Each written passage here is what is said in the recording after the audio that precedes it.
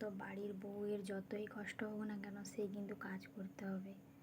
যতক্ষণ অসুস্থ থাকবে বেশি ততক্ষণ শুয়ে থাকবে, তারপরে উঠে কাজ করো।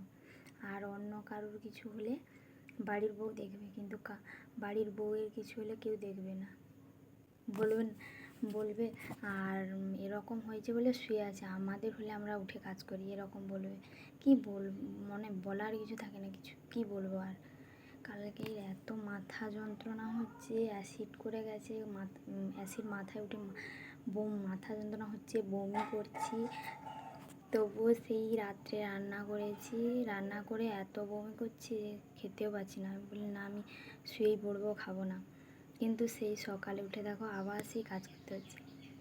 যত কষ্টই হোক না কেন কাজ তো করতেই হবে। বাড়ির বউ মানেই কাজ করতে হবে। যারা চাকরি করে, যেসব বাড়ির বউরা চাকরি করে না তারা অনেক ভালো, চাকরি করছে, শ্বশুর শাশুড়ি সবাই সম্মান করছে বাড়ির বউকে, কেননা টাকা ইনকাম করে দিচ্ছে। আমরা তো টাকা ইনকাম করতে পারি না, তাই কী করবো, আমাদের কাজ তো করতেই হবে না। টাকা ইনকাম করতে পারলে কাজ করতে হতো না, টাকা ইনকাম করতে পারি না বলে কাজ করতে হবে, কিচ্ছু করার নেই।